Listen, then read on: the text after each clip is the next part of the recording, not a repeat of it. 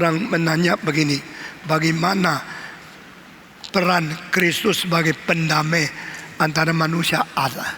Salah satu karya dari pengantara yaitu memperdamaikan Allah dengan manusia. Nah, istilah pakai damailah dengan Allahmu. You should peace with your God. Nah, pernah Alkitab memakai istilah minta Allah berdamai dengan manusia.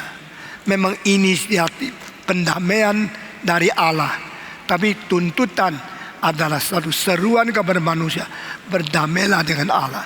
Salah satu sebab yang bikin manusia tidak damai kepada Allah itu dosa manusia, bukan kesalahan Allah. Sehingga manusia yang seharus menjadi inisiator minta berdamai dengan Allah, tetapi faktanya manusia tidak sanggup, tidak mempunyai syarat, dan tidak mempunyai kekuatan, dan tidak mungkin berdamai dengan Allah. Maka Allah yang berinisiatif mau mendamaikan kita melalui Kristus sebagai pendamai, lalu suruh Paulus menjadi penyeru kepada manusia supaya kita mau damai dengan Allah. Mengapa hanya karya keselamatan harus dengan Kristus sebagai pengantara? Karena ini adalah rencana Allah. Dia sendiri yang memakai cara Kristus menjadi pengantara. That's God's will, to send Christ and establish only Him to be the mediator satu-satunya.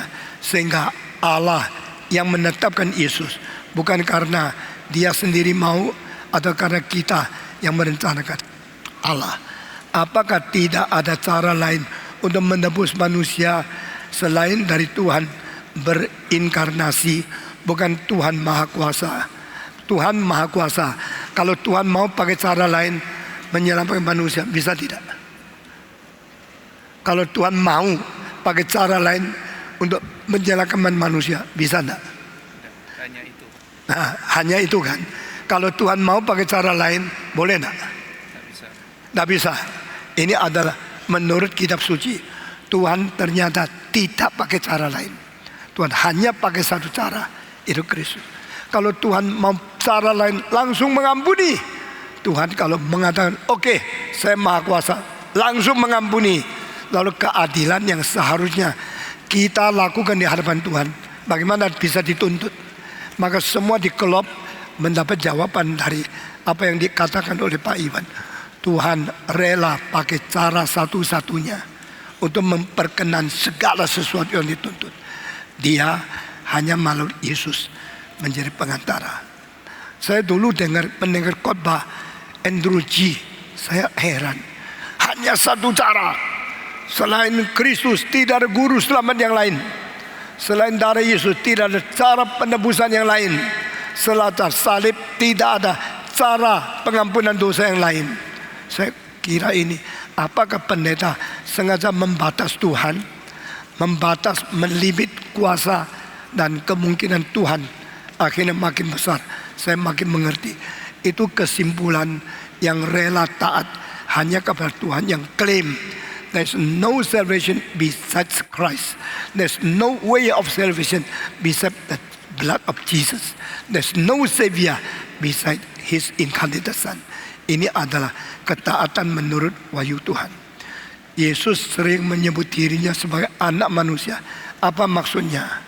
Dia tidak sok. Dia tidak sombong. Tahu tidak, saya anak Allah. Ayo lutut. Itu orang gendeng, orang sombong suka begitu. Itu anaknya presiden di dunia suka pakai cara gitu. Ya, apalagi kalau presidennya tidak beres. Nah, saudara-saudara, Tuhan bukan pemimpin yang melahirkan anak suka nonjolkan diri. Aku anak Tuhan. Yesus selama I am son of man. Kalau engkau dua gelar. Satu gelar engkau lulusan kindergarten di Kemayoran. Satu lagi engkau doktor dari Harvard. Waktu engkau punya dua gelar ya. Satu ijazah kindergarten dari Kemayoran. Satu lagi doktor dari Harvard. Engkau pergi cetak, name cardmu akan cetak yang mana?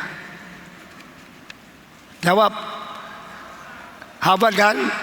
Lebih sombong kan? Itulah Yesus bilang, tak usah lah. Yang Harvard disimpan. Kasih tahu saya luluskan sekolah minggu dari SKC saja. Jadi Yesus call me son of man. Tetapi istilah son of man bukan rendah seperti yang kita pikirkan. Maksudnya the only representative can show the glory of the standard of man who is so perfect like Jesus. Yesus anak manusia. Istilah itu berarti dia wakil yang paling bersifat untuk represent keturunan Adam. Dia suka pakai nama itu, rendah hati.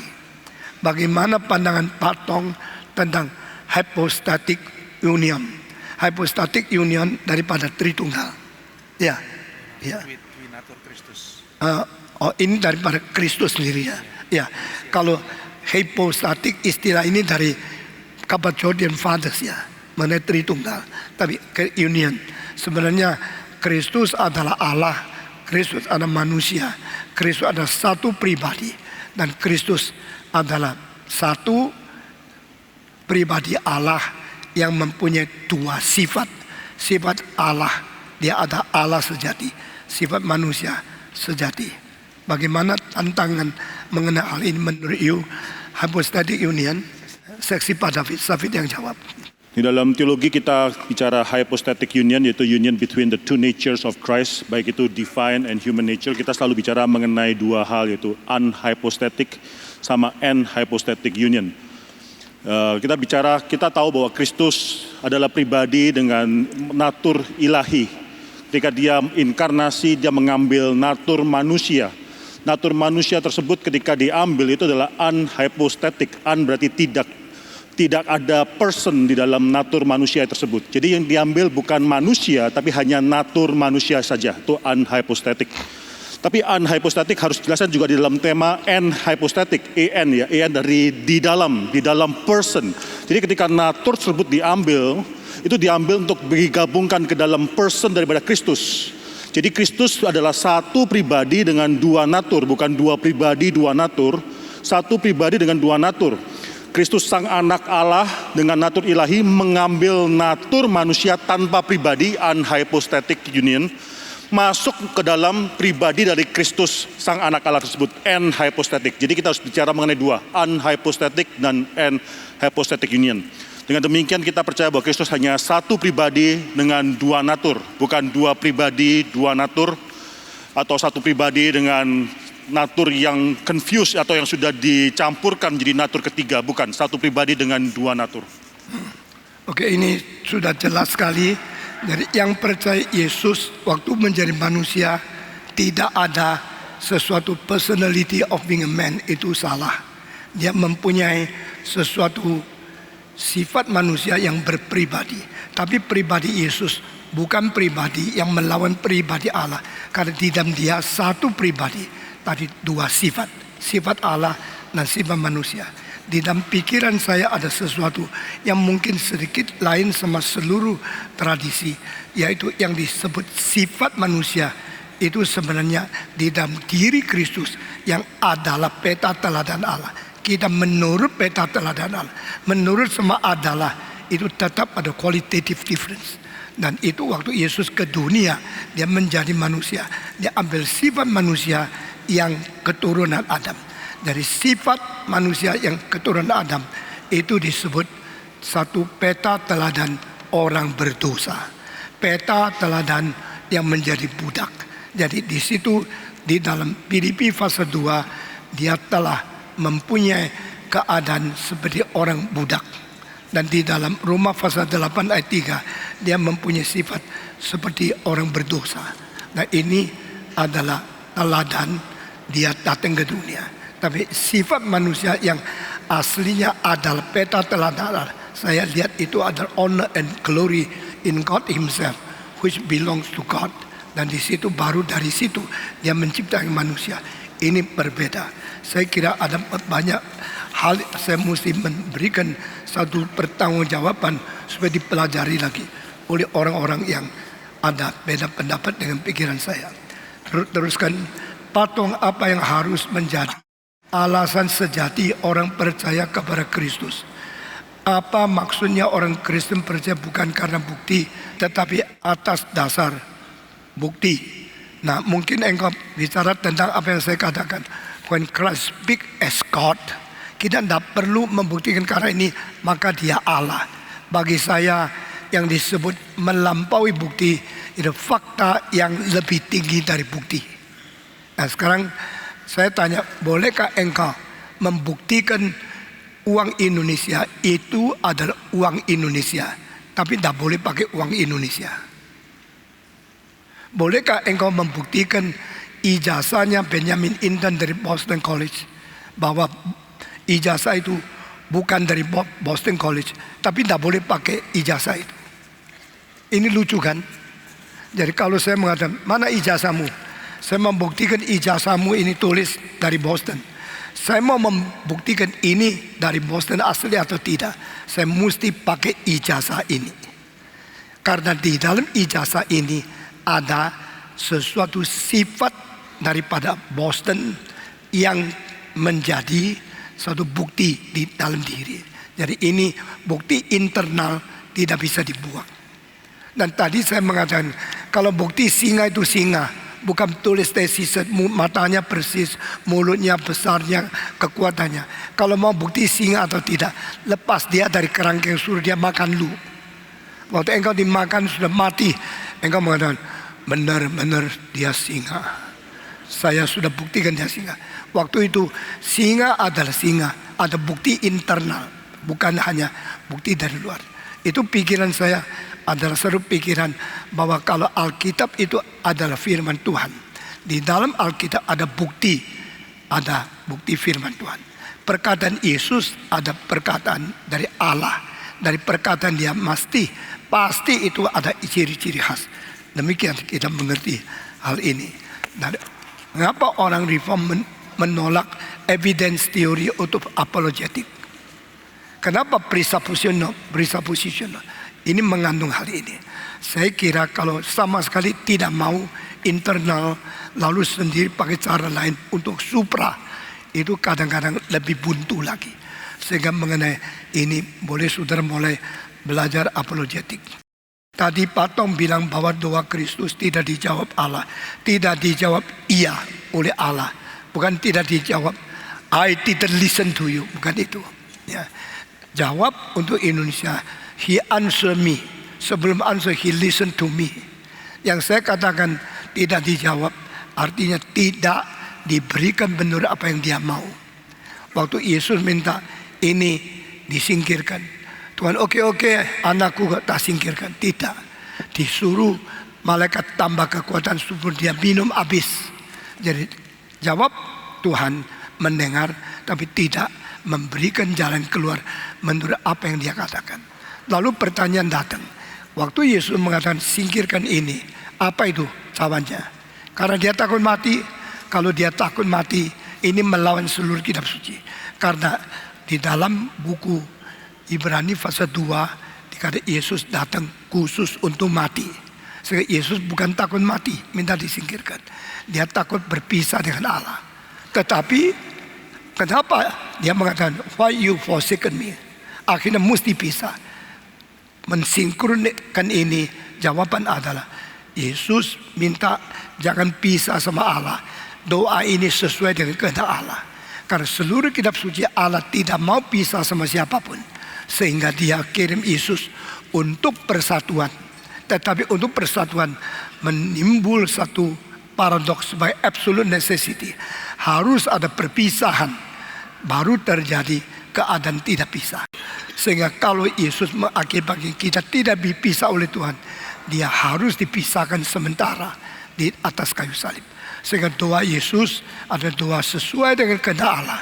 Kalau sesuai kehendak, mengapa mengatakan not by will, but your will be done? Karena di situ membuktikan Yesus mempunyai pribadi yang lain dari Allah.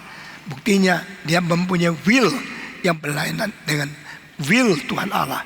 Maka di situ different will of different person yang dinyatakan.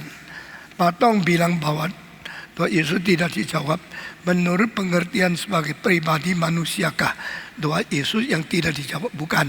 Sebagai anak Allah pribadi kedua pun, karena pribadi mempunyai juga akan kemauan sendiri, sehingga di situ independent will daripada different personality itu ditekankan. Apakah ini berarti kuasanya terbatas atau kehendak Yesus tidak sejalan? No, sama sekali bukan. Itulah perlu penjelasan dan pengkhotbah yang bisa melihat kesulitan dan kemungkinan merekonsiliasi semua kesulitan ini. Pengkhotbah itu sedikit. Saya hidup di Indonesia sudah 76 tahun menjadi orang di Indonesia. Saya adalah seorang sudah berkhotbah 60 tahun. Yang saya lihat pendeta yang sungguh-sungguh mengerti how to reconcile the conflict between the concept and concept untuk menjadi sesuatu pengertian sesungguhnya di dalam necessary conflict, di dalam absolute necessity of conflict, di dalam paradoks. Itu hampir tidak sampai 1% di antara pendeta. Kebanyakan pendeta cari gampang jawab supaya kelihatan boleh, sudah, untuk menipu orang biasa, khususnya orang bodoh, itu banyak. Tapi mengerti kebutuhan orang pintar dan menemukan kesulitan paradoks, lalu mau meruncingkan sampai engkau sulit jawab, itu perlu pendeta yang pintar sekali. Tapi pendeta begini susah. Itu sebab saya mengharap banyak orang paling pintar menyerahkan diri menjadi pendeta di dalam pendengar saya. Seluruh dunia tidak ada pendeta lebih dari saya.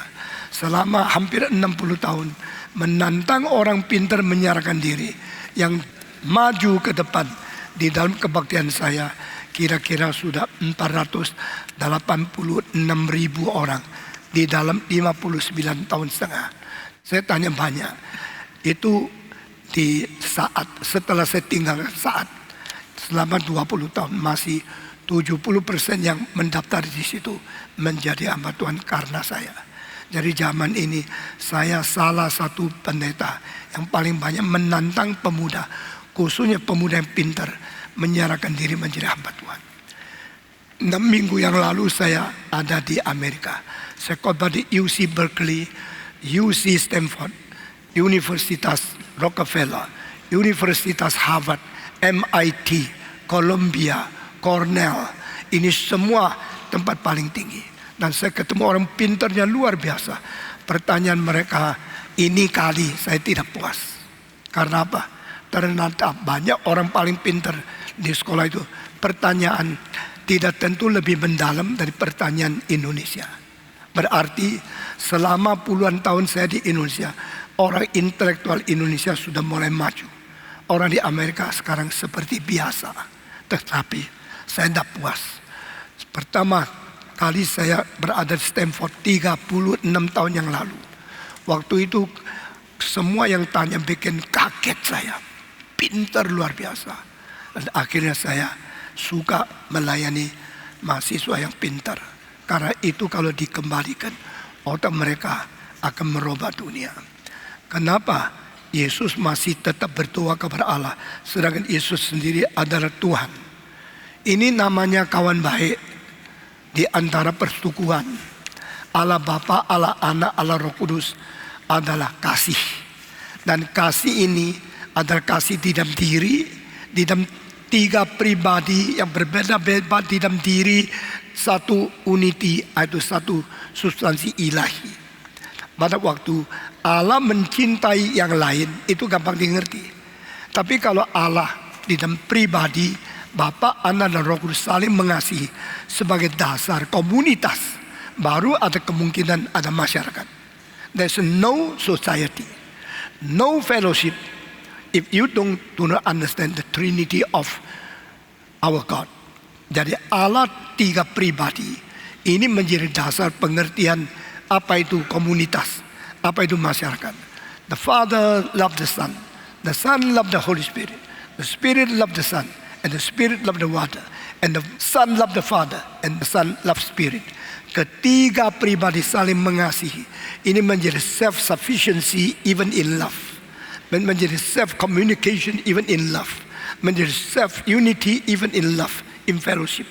Nah ini pada waktu extension menjadi cinta kasih dari tiga pribadi. Maka dia mulai memperkembangkan cinta kasih itu maka dia mulai mencipta. Supaya yang dicipta boleh mendapatkan cinta dari pencipta. Nah, di sini unsur penciptaan mulai muncul. Unsur penebusan mulai dilakukan. Unsur pengahyuan mulai diberikan. Sehingga akhirnya yang dicipta boleh menikmati cipta daripada Allah, kasih dari Allah. Sehingga alam semesta bisa bertatu. Karena semua ini semua hanya ada pada Kristen. Karena kalau tidak percaya Allah itu Tritunggal, lalu engkau mempercaya Allah itu kasih, engkau sudah self complete. Kalau Allah itu adalah Allah yang esa, Allah yang kekal, kalau dia sebelum cipta, dia mengasihi siapa? Seluruh alam semesta semua ada dia. Nah, Allah sendiri, tidak yang lain. Dia mengasihi siapa? Dia mengasihi yang dicipta. Dia mengasihi yang dicipta. Dia itu kasih. Dia di dalam kekekalan sudah kasih. In eternity, who is the object of love of God? Kecuali engkau percaya Tritunggal, tidak bisa jawab.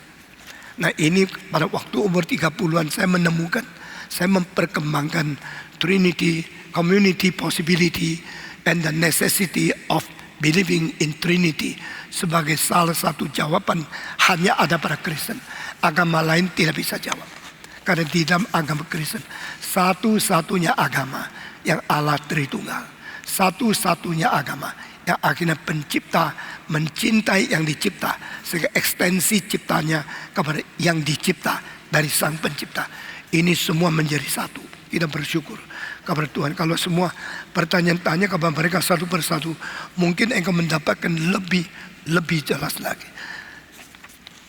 Apa yang dimaksud dengan Kristus sebagai kebenaran yang berpribadi?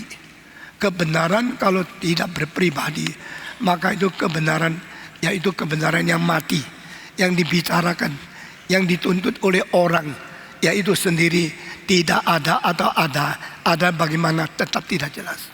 Tapi kebenaran yang pribadi berarti Tuhan Allah itu benar. Dan dia bukan Allah sebagai matematika yang dicari manusia. Dia adalah pribadi yang bisa mencari kita. The subjectivity of truth in person, that is God. Dan hanya Allah orang Kristen adalah Allah semacam demikian. Apa hubungan hal tersebut dengan kebenaran-kebenaran yang ada di dalam seluruh bidang ilmu manusia? Contohnya seperti bidang sains atau ekonomi. Di sains dan ekonomi semua mau bicara tentang kebenaran. Tapi yang dibicarakan itu pasif. Yang dibicarakan semua itu mati. Yang dibicarakan tidak ada hubungan sama hidup. Dan Yesus mengatakan, I am the truth, I am the way, and I am the life. Tiga ini integrasi menjadi satu. Kebenaran yang hidup. Kebenaran yang hidup membereskan kesulitan hidup. Karena ada kebenaran hidup yang adalah berpribadi. Kebenaran yang hidup membereskan semua yang dicari di agama. Karena semua itu pasif dan semua statis. Dan semua itu tidak berpribadi. Tapi di dalam Kristus semua berpribadi. Coba tanya sama Pythagoras, kalam itu apa artinya? Coba tanya sama Heraklitos, firman itu apa artinya? Dia mengatakan itu yang saya cari, itu yang saya lukiskan, itu saya deskripsikan. Tapi Alkitab mengatakan itu adalah Allah. Sehingga bagi Kristen Allah berpribadi dan pribadi itu hidup. Dan pribadi yang lain mencari mesti datang kepada Allah. Baru pribadi itu bisa diisi oleh pribadi Allah yang sendirinya hidup. Di sini menjadi satu interaksi antara hidup dan hidup, antara pribadi dan pribadi. Itu interpersonal relationship yang dynamic, yang living, yang real. Bukan cuma satu pengertian kognitif saja. Kalau engkau mempelajari kitab suci, mengenal Kristus hanya mengikuti semacam pengertian kognitif saja, maka di dalam hidupmu bisa kering luar biasa. Di dalam kekristenan tidak begini. Kristus itu hidup, saya hidup. Waktu kita sama dia bergabung, bersekutu, itu menjadi hidupmu itu diperkaya. Dan hidup itu mengalami pribadi yang mengerti hidupmu. Dan engkau sedang diawasi pengertianmu sekaligus. Sehingga engkau tidak berani sembarangan. Itu adalah satu dynamic relationship in between personality of the creator and the created. Ini penting sekali. Bagaimana cara meyakinkan orang postmodernis akan ketuhanan Kristus. Karena dari yang saya tahu bagi orang postmodern tidak ada lagi absolute truth, meaning dan purpose, sehingga makna dari satu teks bagian Alkitab sendiri dapat diinterpretasi menjadi begitu banyak makna yang tidak selalu berarti bahwa Kristus adalah Tuhan. Yang tidak mengerti Kristus, tidak mengerti Dia Tuhan, itu adalah orang yang kecimpung di dalam seperti itu setan yang sedang mencari bayang-bayang yang tidak ada. Seperti kucing yang mengejar bayang-bayang sendiri, akhirnya tidak pernah dapat apa-apa kecuali kenal Kristus dan mengetahui segala yang limpah dan yang kaya dari Allah hanya ada di Kristus, baru hidup itu menjadi hidup. Seluruh dunia orang Perancis paling liberal. Sekarang Perancis sedang menerima buah yang dihasilkan oleh sendiri. Mereka begitu menghina Alkitab, menghina Tuhan. Dan di Sorbonne University, kira-kira mulai 45 tahun yang lalu, kalimat itu menjadi populer. There is no truth, this is the only truth. Tidak ada kebenaran, inilah kebenaran satu-satunya. Kalau tidak ada kebenaran, engkau bahkan tidak boleh menjadi penuntut kebenaran dan tidak boleh menjadi pengajar kebenaran. Karena tidak ada kebenaran, you tuntut apa? You mengajar apa? Itu omong kosong, bukan? Makanya terjadi satu kali di dalam satu konferensi, ada seorang yang berani mengatakan, there is no truth in the world. Orang itu namanya Spencer. Saudara, orang ini terkenal sejagat sampai sekarang, Herbert Spencer. Ini terjadi kira-kira 140 tahun yang lalu. When Spencer berdiri, I think there is nothing absolute in the world. Sesudah dia mengatakan, dia duduk, dibantah oleh seorang saintis pemuda. Mr. Spencer, did you say there is nothing absolute in the world? Yes, I did say it. Lalu ditantang lagi, Mr. Spencer, do you believe this statement? Yes, I believe there's nothing absolute in the world. Orang itu tantang lagi, do you believe this statement absolutely? Tak ngerti. Engkau mutlak percaya teorimu, engkau mutlak percaya di dunia tidak ada kebenaran yang mutlak. Dia tidak berani menjawab sampai sekarang. Karena apa? Kalau dia bilang, saya mutlak percaya tidak ada mutlak, berarti teorimu tidak usah dipercaya secara mutlak. Karena engkau tidak percaya itu mutlak. Kalau ada teori there is nothing absolute, teori ini tidak boleh dipercaya sebagai teori yang mutlak. Karena waktu engkau believe it is with the absolute, you percaya tidak ada yang mutlak. Dengan pikiran mutlak, engkau sudah pukul pipimu sendiri. Itu ada self-defeating teori. Tidak usah banyak bicara. Semua teori yang melawan Tuhan, ada teori yang membentur sendiri, yang ada time bomb di dalam, dan akhirnya akan self-exploded. Kalimat ini saya sudah muncul 20 tahun yang lalu di Paris, di London, di Toronto, dan di satu kota namanya Vancouver. Ini kali saya ketemu pendeta yang mengatakan, 20 years ago I listened to your seminar and you say every theory which is opposing God is a self-bombing theory, is a self-exploding theory, yet to be exploded in the next opportunity. Sekarang saya tahu itu semua benar. Nah, pendeta itu saya akan undang bikin ceramah di Indonesia, dan dia ada PhD lulusan Pennsylvania University. Dia salah seorang pemimpin yang dari Tiongkok yang paling berstudi, yang paling tinggi, orang yang paling pintar. Allah tidak berubah. Roh Allah adalah bagaimana natur Allah pribadi kedua di dalam kebekalan dibandingkan saat inkarnasi. Bukankah ada perubahan dari roh menjadi daging, kemudian berubah lagi menjadi tubuh kemuliaan saat naik kembali ke surga? Bukankah ini berarti Allah berubah? Allah tidak berubah. Itu adalah zat ilahi yang adalah pada diri sendiri tidak berubah. Tetapi hanya satu perubahan yang diperlukan secara mutlak, yaitu inkarnasi. Sehingga Allah menyatakan cintakannya kepada dunia. Ini adalah satu absolute necessity di dalam sesuatu dunia yang tidak absolut di dunia ini. Maka hadirnya Kristus disebut satu rahasia ibadah yang begitu besar sehingga kita tidak ngerti. Dan ini roh yang tidak berubah harus melalui perubahan supaya kita mengerti ada roh yang tidak berubah. Sama seperti kalimat the unregrettable God regret to establish Saul as the first king of Israel.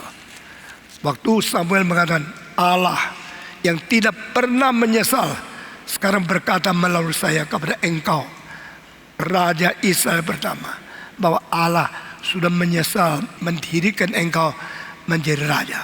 Unregrettable God, Allah yang tidak pernah menyesal, sudah menyesal mendirikan engkau. Ini satu kemutlakan yang sangat paradoksikal. Kita jangan semua dipakai untuk dirinya Allah. Allah yang tidak berubah ada satu istilah yang khusus, yaitu Allah yang tidak ada bayang-bayangnya. Sekarang di dalam ruangan ini ada bayang, sehingga engkau lihat ada bayang-bayang saya.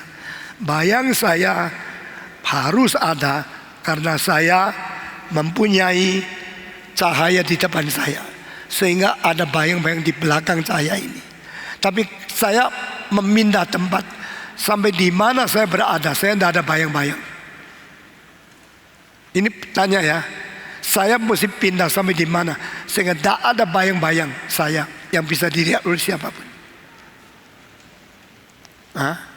Waktu saya masuk ke dalam bolanya lampu dan saya bersatu dengan sumber cahaya, di situ tidak mungkin ada bayang-bayang saya. Beda sedikit cahaya paling besar. Bahaya dari cahaya, engkau makin dekat cahaya, makin besar bayang-bayangnya. Engkau makin jauh, makin sedikit bayang-bayang, ngerti? Sehingga Allah tidak ada bayang karena Allah berada di dalam diri Allah. When God is in God Himself, God has no shadow.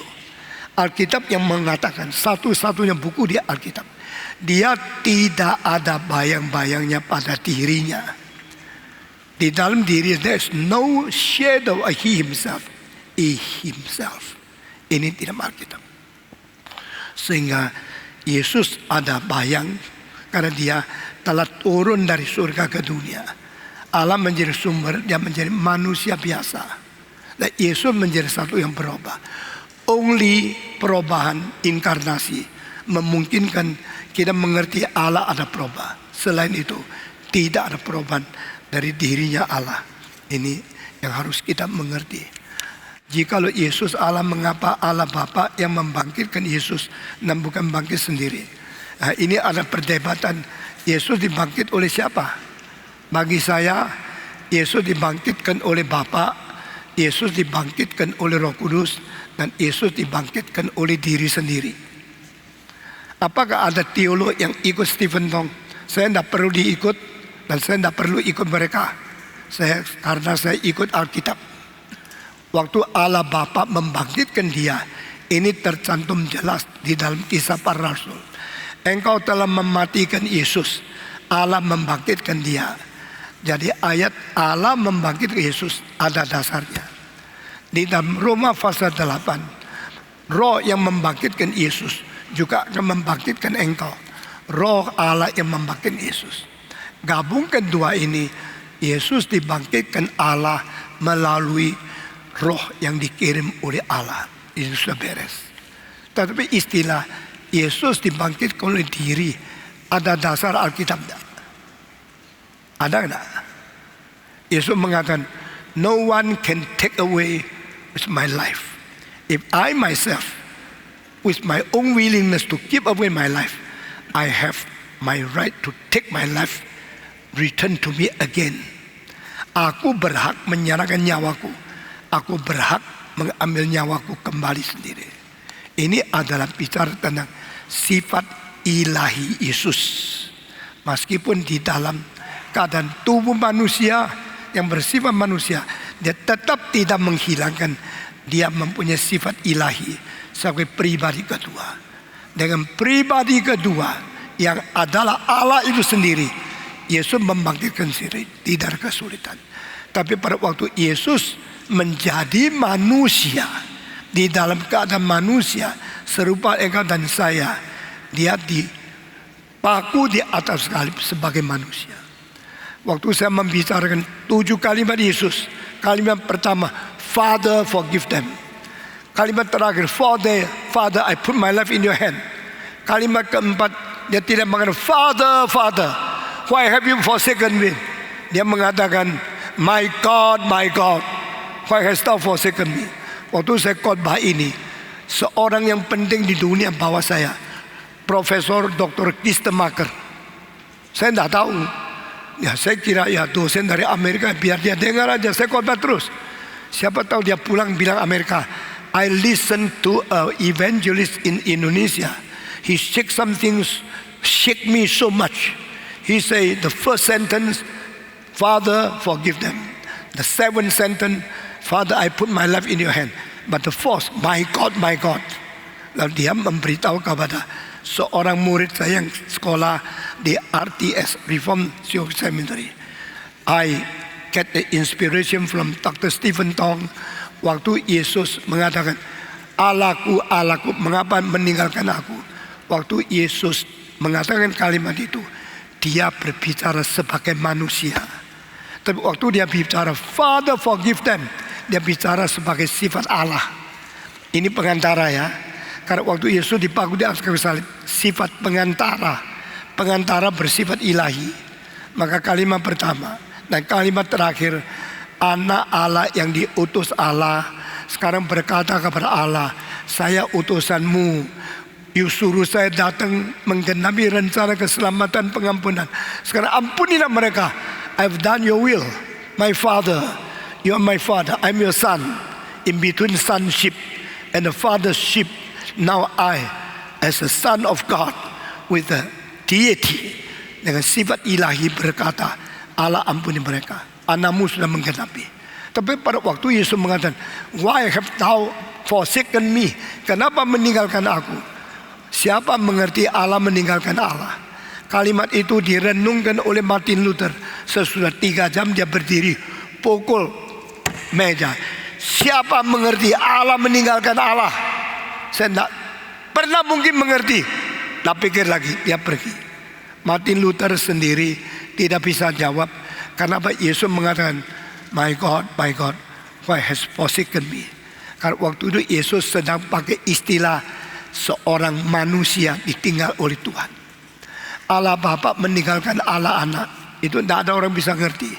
Tapi Allah Bapa meninggalkan seorang yang nama Yesus sebagai manusia, itu harus dimengerti. Manusia bisa dibuang oleh Allah. Sehingga Yesus, kenapa meninggalkan aku? Dia berteriak sebagai manusia. Tapi ayat ke-7, dia berteriak sebagai pengantara yang bersifat ilahi. I put my life into your hand. I itu Son of God. My life yang mempunyai sifat manusia. The Son of God is putting the Son of Man's body yang mati ke dalam tangan Allah Bapa. Sehingga tak ada orang boleh menyentuh. Cara tidak menghina, tidak merusak tubuh Yesus, satu-satunya jalan harus di dalam tangan Tuhan. Mayat Yesus dipelihara. Kalau Pilatus tidak memperboleh orang namanya Yusuf dari Arimateus yang mengambil jenazah, biarkan Yesus sendiri di atas kayu salib. Lalu tidak ada orang turunkan, pelihara dia. Biar bisa dibacok. Musuh Yesus bisa potong kepala Yesus, potong tangan Yesus supaya dipermalukan. Tidak boleh. Tuhan Allah mengatakan, not even one bone of Jesus Christ must be broken. Sehingga Tuhan pakai cara seorang namanya Joseph Arimateus datang menghadap Pilatus, serahkan saya mayatnya Yesus. Oke, sudah dengar.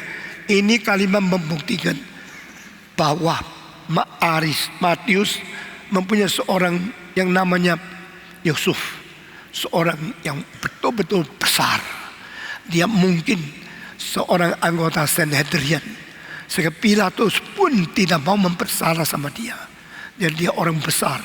Dia minta mayatnya Yesus, sehingga Yesus sudah dipermalukan. Yesus sanggup membangkitkan sendiri karena di dalam kuasa Yesus, waktu dia melangsungkan, mempraktekkan kuasa ilahi, dia suruh Lazarus hidup, tidak usah doa. Dan waktu mengatakan kalimat di dalam keadaan sebagai manusia, dia mendoakan 5 roti 2 ikan, dia menengadah, berterima kasih, say grace before God. Kenapa Yesus kok begitu ya?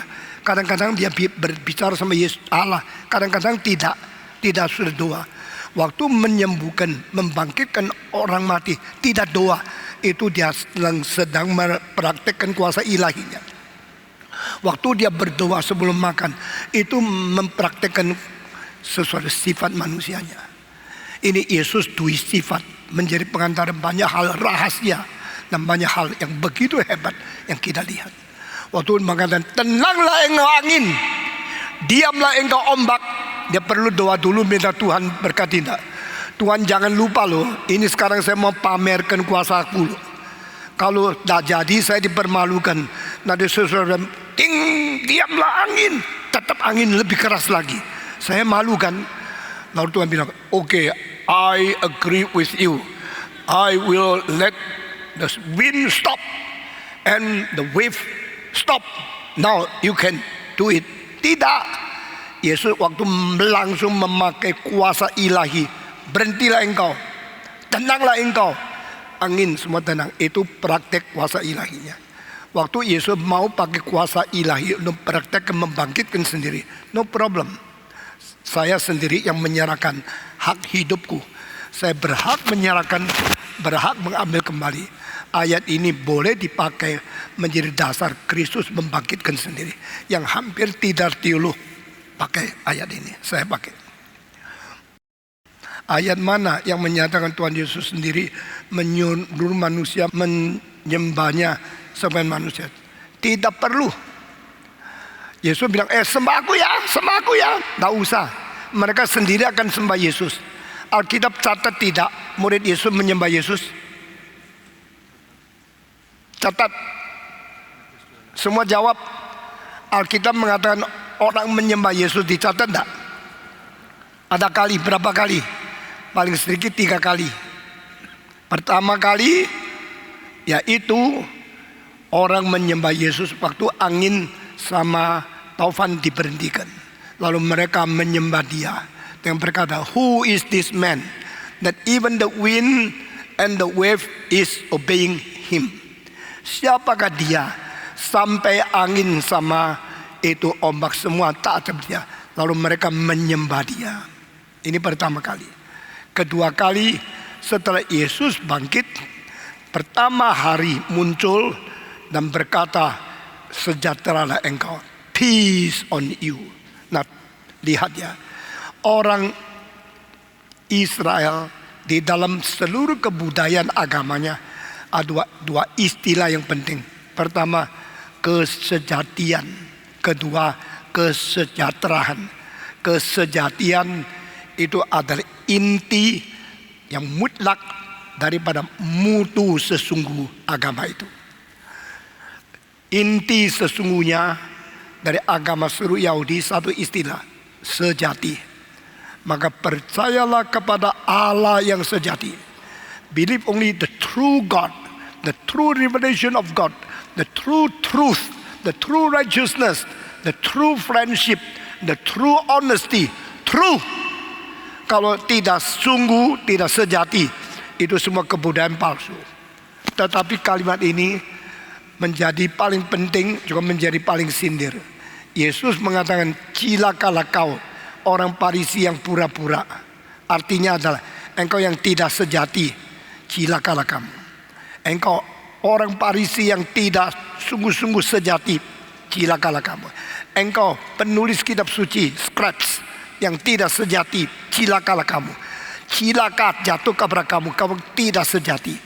Mereka menyembah Allah Allah yang sejati, yes. Hati yang sejati, no.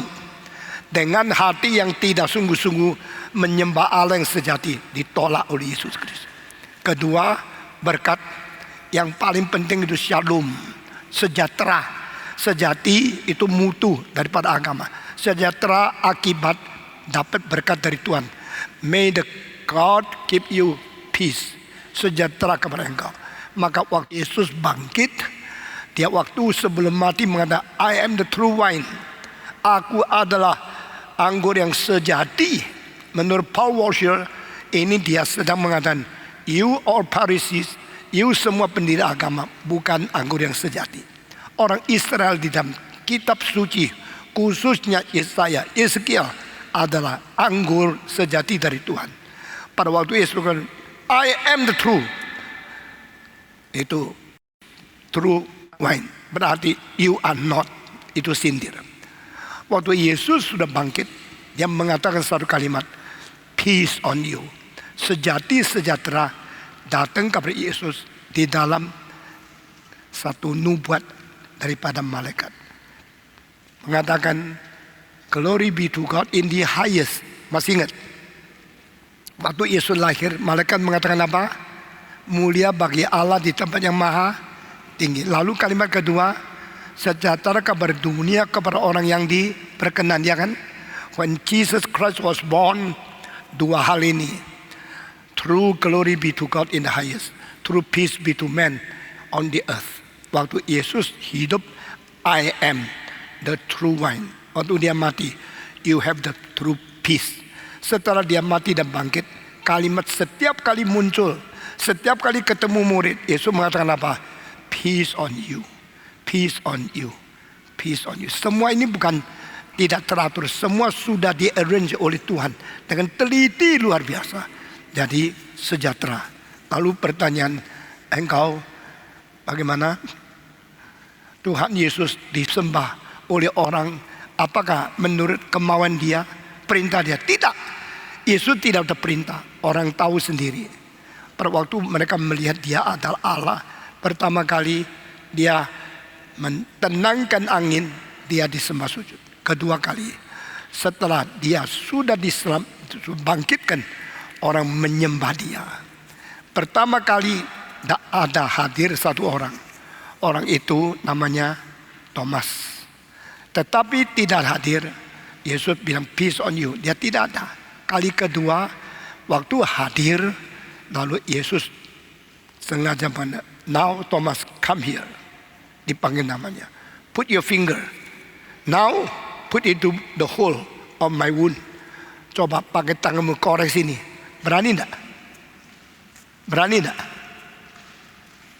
Thomas berani korek-korek pakai jarinya enggak? Enggak bisa jawab. Ketakutan setengah mati. Kok dia tahu ya? Siapa yang kasih info ya? Siapa yang matul-matul ya? Sampai sekarang suruh saya pakai jari korek-korek, dia punya lubang. Dia langsung lutut mengatakan, my God, my Lord. Menyembah kedua kali. Ketiga kali Yesus bilang, now I promise with you, we are going to meet together on the Mount of Galilee. Janji saya ketemu dengan engkau di Bukit Galili. Di situ saya akan memberikan amanat agung. Siapa yang janji? Yesus. Di mana tempatnya? Di bukit. Bukit di mana? Galili. Waktu Yesus janji sama mereka, mereka di mana? Semua tidak bisa jawab saya. Di Yerusalem. Tapi Yesus mengatakan, I'm not going to meet you here. Too easy for you. No. I make appointment. And I promise you, you can see me. But I promise to meet you in the Mount of Galilee. Berarti, you mau ketemu saya, mau janji dengan perintah saya, pergi ke Galili. Saya mau tanya, siapa tahu dari Yerusalem jalan kaki pergi Galili? Waktu itu tidak ada BMW, tidak ada Mercy, tidak ada kereta api, mesti jalan kaki dari Yerusalem ke Galili. Berapa lama kira-kira? Ada yang bisa jawab enggak? Sekarang saya tanya, kira-kira dari Yerusalem pergi ke Galili sama Jakarta ke Bandung jauh mana? Ya, Jakarta Bandung. Jakarta mana? Kalau Galilea kira-kira apa? Seperti Karawaci gitu? Enggak. Kira-kira kemana? Pilih. Saya lihat Google Map. Silakan lihat Google Map. Waktu itu Google belum lahir. Pak David, kira-kira berapa lama? Saya kira tidak kalah jauhnya dari Jakarta Bandung. Kalau jalan kaki perlu 2 hari 1 malam. Ya. Mengenai penjelasan ini, ibu mulai sadar tidak gampang mau ketemu Tuhan menurut janji. Saya kira saya jadi manusia terlalu longgar. Sampai banyak orang bawaan saya berani melawan saya karena saya kurang disiplin terhadap murid. Apa yang minta? Iya, kalau bisa kasih saksi. Sekarang tidak. Nanti saya makin tua makin ketat, makin keras. Jangan heran. Maka mereka mau dengar khotbah saya, mau lihat janji saya pergi ke Galilea. Akhirnya mereka sudah lihat Yesus bangkit di Yerusalem. Tapi mau dengar amanat agung mesti jalan kaki 2 malam 1 hari baru bisa pergi Galilea. Waktu mereka datang ke situ, kaki capek, sudah sampai di Galilea, naik gunung lagi. Capek enggak? Bukan turun lembah loh, naik gunung loh. Sudah jalan sampai di Bandung, Tuhan bilang ketemunya di mana tahu? Di Lembang. Enggak, di Tangkuban Perahu. Lebih tinggi lagi. Kalau Bandung kira-kira mungkin 600 meter. Tangkuban Perahu 1200 meter. Naik lagi gunung. Sudah di situ Alkitab mengatakan siapa yang sampai dulu? Ayo kamu baca kitab suci, jawab saya. Waktu kembali melihat Yesus di Gunung Galilea menurut janji. Begitu sampai di situ naik ke gunung, siapa sampai dulu? Lu ini udah baca kitab suci atau baca enggak ngerti atau ngerti enggak ingat atau ingat enggak tangkap apa sih? Alkitab mengatakan Yesus tiba dulu. Lalu waktu mereka datang, Yesus sudah sampai di situ. Tunggu muridnya. Waktu mereka melihat Yesus, mereka dekat sama dia. Banyak masih ragu-ragu. Orang yang taat masih ragu-ragu. Orang yang mau ketemu Yesus tapi tidak berani pasti ini Yesus atau ini hantu atau ini bayang-bayang. Ini gnostisisme atau ini dikayotosetisme. Yesus yang bertubuh cuma bayang-bayang. Sesuai Yesus mengatakan, datang kemari. Sekarang saya perintah ke engkau ke seluruh dunia. Kabarkan Injil untuk segala bangsa. Aku akan menyertai engkau sampai ke kesudahan alam. Nah, ini caranya Yesus Kristus. Waktu memberikan kongres yang terakhirnya mengutus di tempat paling tinggi. Ini caranya Tuhan. Yesus memakai sifat ilahi untuk menyatakan kewibawaan dia sebagai Tuhan. Berkenaan dengan dui natur Kristus, apakah manusia Yesus berawal pada saat inkarnasi atau sejak di dalam kekekalan Yesus mempunyai dui natur sifat manusia? Saya percaya yang disebut natur manusia itu diciptakan oleh Tuhan. Tapi Allah yang menciptakan sifat itu mempunyai peta teladan Allah sendiri dalam diri Kristus yang adalah peta teladan Allah. Kita menurut peta teladan Allah kita diciptakan. Berarti manusia diciptakan menurut sesuatu peta Allah di dalam Kristus itu. Diciptakan menjadi seperti dia. Maka kita seperti dia. Dia adalah yang natur Tuhan itu sendiri. Yang dia punya tidak diciptakan. Lalu menurut itu dia menciptakan manusia. Menurut itu semua yang lain itu diciptakan. Saya percaya Yesus dilahirkan sebelum dunia diciptakan. Ini menurut origin namanya eternal generation. Pre or before the foundation of the world. Before the world, before creation, Christ was born. Eternal generation. Saya tanya lagi satu pertanyaan. Percaya eternal ordination. Dia diordain sebagai imam, rasul, nabi. Dia diurapi menjadi Kristus itu sebelum dunia diciptakan atau setelah dia lahir baru dia menjadi baru dikasih kewajiban itu. Maka Yesus dijadikan Nabi Raja itu kapannya? Ya, paling enggak sejak manusia ada gitu ya. Setelah dia sudah dilahir. Enggak, apa, Atau setelah Adam diciptakan. Setelah adanya manusia, maka Tuhan sudah akan mengurapi Yesus menjadi Nabi Raja untuk akan datang menjadi Kristus. Atau Yesus baru menjadi Kristus hari itu dia lahir. Kalau David bagaimana? Kalau ini kan terkaitannya ke eternal subordination of the Son. Ya. Eternal Subordination. Jadi di dalam teologi sekarang ada perdebatan apakah Yesus itu subordinate kepada Allah Bapa secara eternal atau setelah ada penciptaan. Jadi seharusnya yang lebih ortodoks adalah setelah penciptaan. Jadi bukan Yesus itu secara eternally selalu subordinate terhadap Allah Bapa karena mereka secara ontological equal. Jadi kalau dalam kasus kayak gini mungkin cocok lebih mirip dengan kasus ini. Jadi imam, raja, dan nabi itu juga covenantal status ya, relasi terhadap ciptaan. Jadi setelah ada decision untuk menciptakan baru ditetapkan sebagai the eternal king, the eternal priest, and the eternal mediator. Apa? jadi king Prophets. and prophet. Jadi dia itu waktu dicipta itu Adamnya atau waktu dia sendiri masuk ke dalam ciptaannya? Apa? Waktu Adam dicipta, Yesus pada waktu itu sudah ditetapkan akan menjadi umat manusia punya wakil sebagai nabi, atau waktu Yesus sendiri datang ke dunia ciptaan baru dia menjadi Kristus. Sebelum datang dalam dunia. Ya, itu yang saya percaya. Itu ada eternal generation, itu anak, the sonhood of Christ.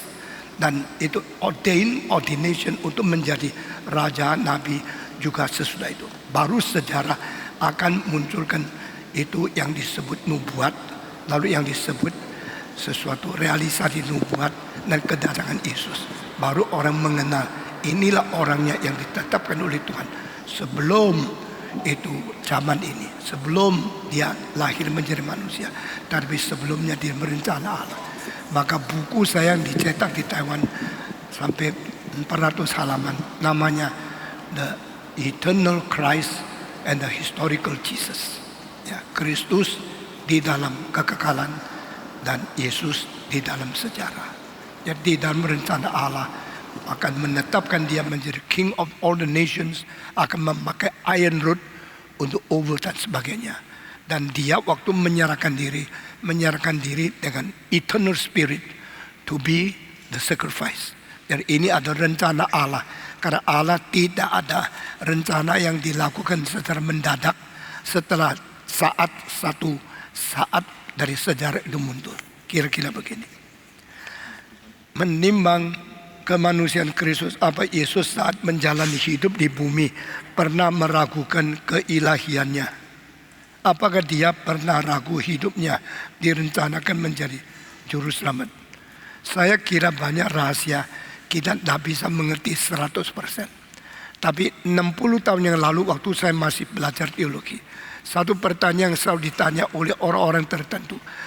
Yesus sebagai manusia, mulai umur berapa dia sadar, loh saya ada sifat ilahi loh.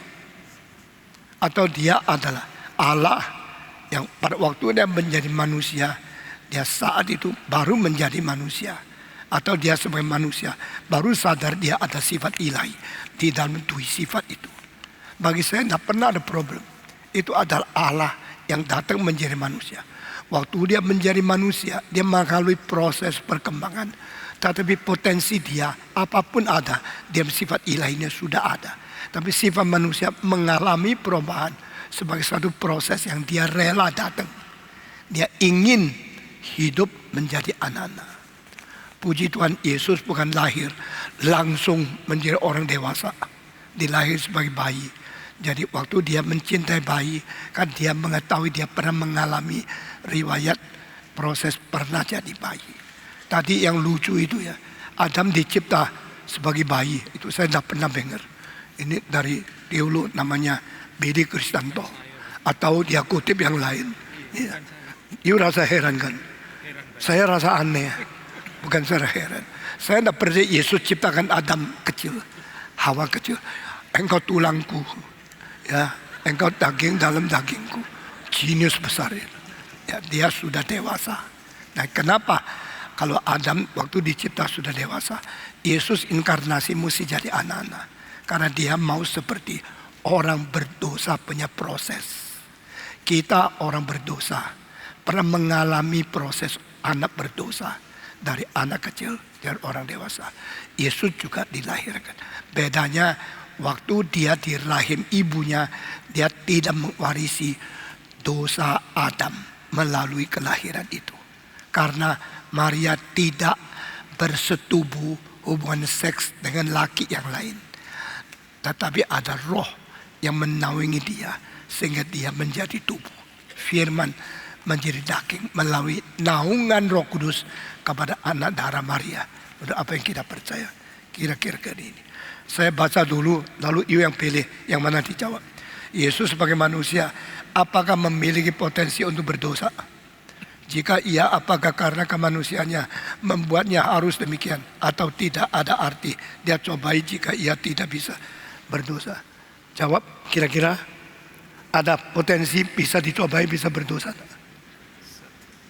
Jawab iya atau tidak. Tidak ada panjang. Possibility secara fakta tidak, secara kemungkinan mungkin.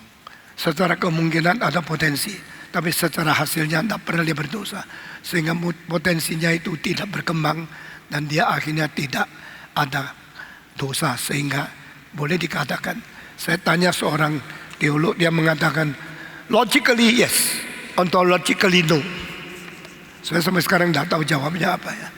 Logically yes, mungkin dia bisa berdosa, tapi faktanya tidak berdosa. Bagaimana Billy?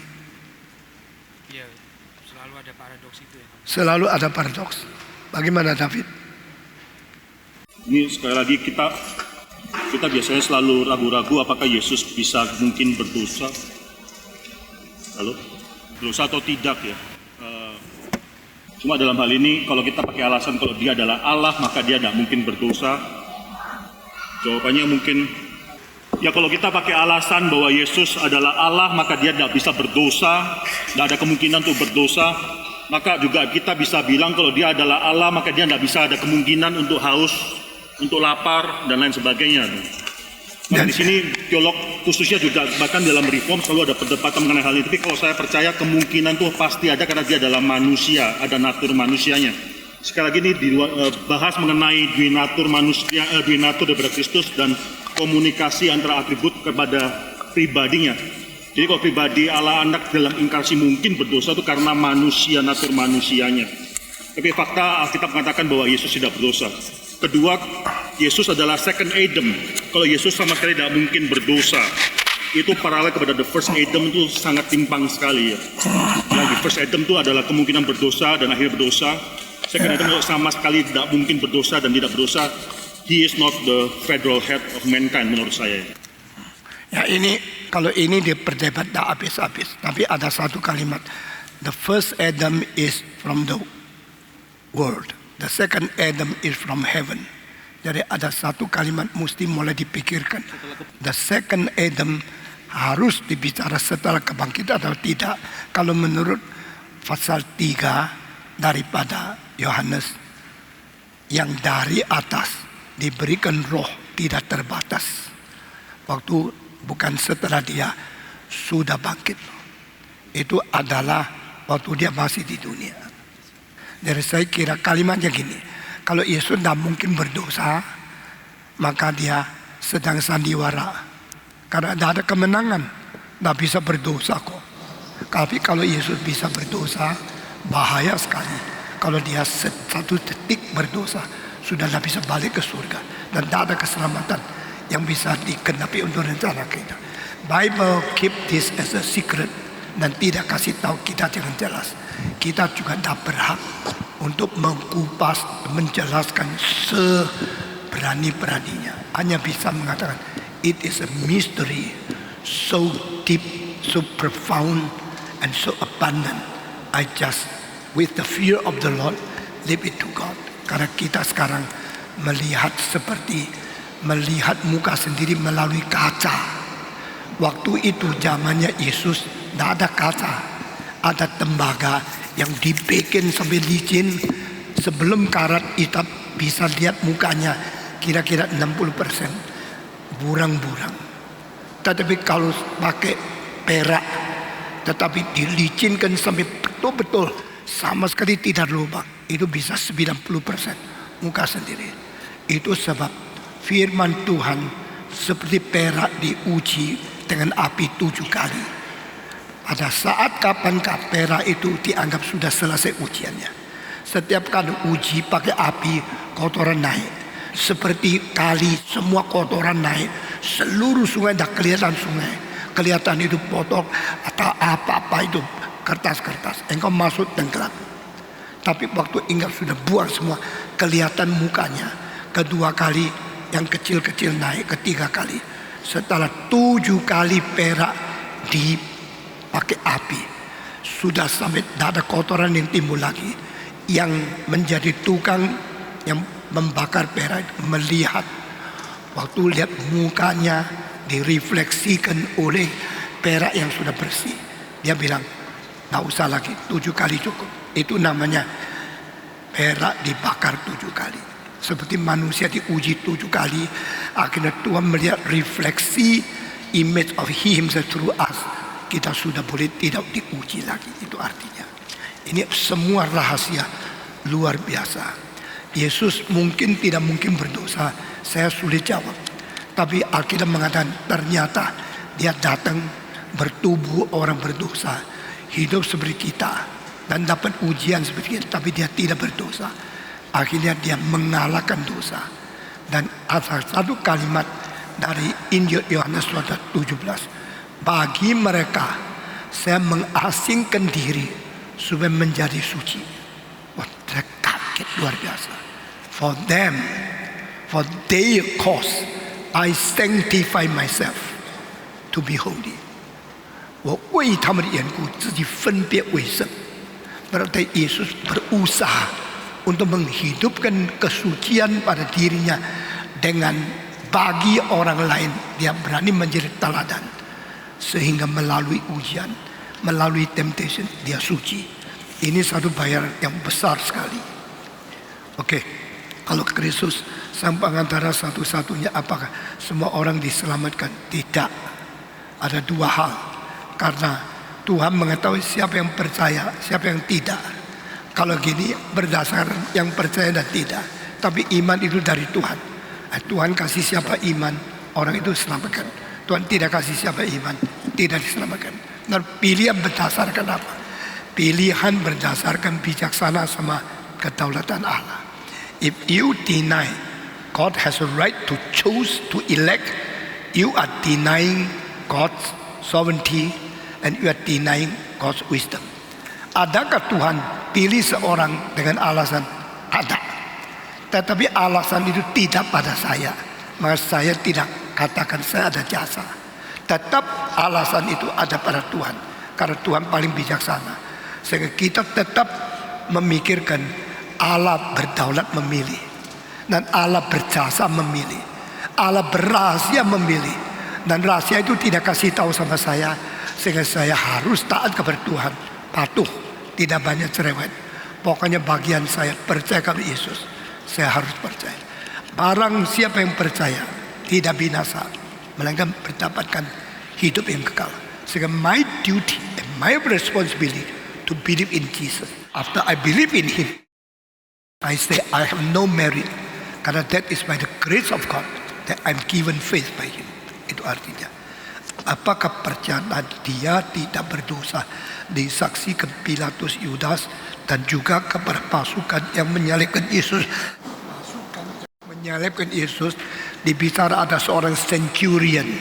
Orang itu mengatakan, He is truly the Son of God. Tidak katakan dia tidak berdosa. Yang katakan Yesus berdosa Pilatus sama Yudas. Yang katakan Yesus raja itu perampok. Yang katakan Yesus anak Allah itu centurion. Coba dalam 3 hal ini. Yang mengatakan Yesus anak Allah orang Romawi. Tetapi anak yang kaum pilihan daripada Tuhan. Yang paling penting itu imam besar. Tidak mau bilang Yesus anak Allah. Yesus bilang iya. aku anak Allah.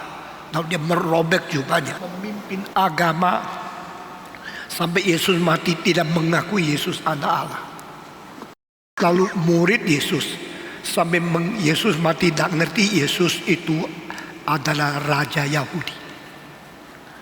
Itu sebab orang pertama menyebut dia anak Allah itu adalah Nathanael. Dan yang mengaku dia anak Allah dari Allah paling tinggi itu adalah Petrus. Tapi mengatakan kamu orang Yahudi kah? Itu kalimat ditanya daripada Pilatus. Tapi yang betul-betul mengerti dia adalah Raja Yahudi itu perampok di atas kayu salib. Karena when you return with your kingdom, please at that day remember me. Ingatlah aku ya Yesus, pada hari itu engkau pulang dengan kerajaanmu. Dia betul-betul mengerti. Orang Yahudi sama sekali tidak mengerti. Yang tidak mengerti Yesus anak Allah, tidak mengerti Yesus adalah Raja Yahudi, tidak mengerti Yesus tidak berdosa. Semua orang kafir. Coba lihat berapa kecewanya Yesus bikin sekolah teologi namanya Messianic Theological Seminary. Rektornya Mesias, muridnya semua dah lulus. Ternyata yang lulus orang kafir perampok, yang lulus orang centurion orang Yahudi. Jangan menghina ya. Ada exception. Jangan kira ini lulusan daripada Westminster pasti mengerti kristologi. Ini yang belum lulus dari sekolah STT pasti dah ngerti. Ada exception. Ada orang yang belum pernah sekolah teologi lebih dalam mengerti kristologi dari mereka yang sudah jadi profesor. Sekarang semua profesor liberal dari sekolah teologi liberal tidak ngerti apa-apa. Tapi banyak orang yang belum pernah masuk sekolah seperti itu. Mereka baca Alkitab mengerti. Maka kita minta Tuhan kasih kita hati yang dinamis, yang taat, dan yang takluk kepada Roh Kudus. Jangan sombong karena akademik, karena status apa. Biar kita lunak di hadapan Tuhan. Kalimat terakhir, apa artinya bahwa anak Allah duduk di sebelah kanan Allah? Lihatlah sebelahmu. Coba semua lihat sebelah kananmu. Nah, ini mirip Yesus. Karena apa? Duduk di sebelah kanan berarti tiga. Pertama, orang itu diterima. Kalau raja mengatakan, come, sit beside my right hand. Dia diterima dulu. Kedua, raja menerima jenderal yang perang menang. Waktu pulang suruh duduk sebelah kanan. Itu tempat kedudukan mempunyai mandat kuasa politik yang disahkan. Ketiga, akan dijanjikan besok you yang boleh terus duduk sebelah kanan saya. Besok saya memberikan tongkat besi untuk engkau pergi memukul dan pergi menjajah bangsa-bangsa yang saya taklukkan. Christ sit beside the right hand berarti Christ have been accepted to be the righteous offering. Kedua, Christ sit beside the right hand berarti Christ had overcome his enemy. Ketiga, Christ sit beside the right hand berarti final day he will given the authority to overcome all the nations. Maka Yesus duduk di sebelah kanan Allah Bapa. Amin. Nah, terakhir, Yesus duduk di sebelah kanan Allah Bapa. Pada satu hari Yesus duduk, mendadak tidak mau duduk. Yesus berdiri di sebelah kanan Allah Bapa. Ayatnya di mana? Aku bukan gurau. Aku sedang bicara serius. Yesus duduk di sebelah kanan Allah Bapa. Catat di Alkitab berkali-kali. Tapi satu kali Yesus berdiri di sebelah kanan Allah, bukan duduk. Kapan? Waktu Stefanus dirajam batu sampai mati. Yesus bukan duduk sebelah kanan Allah, Yesus berdiri. Karena that is showing Christ is so willing to welcome those who die for him. Yesus pertama berdiri menyambut orang yang mati buat dia. Penghargaan tertinggi bagi martir. Kemarin saya lagi pikir, kalau suatu hari kita ada kesempatan menjadi orang dibunuh bagi Kristus, engkau harus bersyukur kepada Tuhan. Amin. Jangan jawab amin, nanti sesudah dipukul lari dulu kan. Saudara-saudara, martir ini orang kelas tertinggi dalam hamba Tuhan. Karena Allah membolehkan dia menjadi orang yang mendapat kemuliaan terbesar di dalam surga. Pernah mati bagiku. Saya waktu masih umur 17 berdoa, Tuhan pilih saya jadi martir supaya saya mati. Tuhan tidak pernah dengar sampai hari ini belum. Engkau bilang mau? Saya matikan kamu mau? Ya kalau Tuhan yang suruh gua mau. Kalau lu sendiri saya lawan kamu. Saudara-saudara, kalimat di bawah ini adalah kalau Tuhan yang menginginkan kita jadi martir, kita mesti siap hati. Dan buktinya siap waktu biasa sebelum ada kesempatan jadi martir, berani membela kebenaran dengan jujur dan tidak melarikan diri dari berbahaya yang diizinkan Tuhan, maka engkau berjiwa martir. Sampai di sini jawaban semua. Kita sudah selesai semua jawaban. Dan belum jam 6, puji Tuhan. Kita semua tepuk tangan untuk Tuhan. Puji Tuhan. Mari kita berdiri. Kita akan mendoakan seluruh yang sudah ikut dan sekarang banyak yang sudah pulang, supaya Tuhan berkati dengan doa Bapa kami. Mari kita berdoa. Bapa kami yang di surga, dipermuliakan namamu, datanglah kerajaanmu, jadilah kehendakmu di bumi seperti di surga. Berikanlah kami makanan yang hari ini kami perlukan, dan ampunilah segala kesalahan kami sebagaimana kami sudah ampuni semua orang yang bersalah kepada kami. Janganlah membawa kami ke dalam pencobaan. Lepaskanlah kami dari segala yang jahat. Karena engkaulah yang mempunyai kerajaan, kuasa dan kemuliaan sampai selama-lamanya. Amin.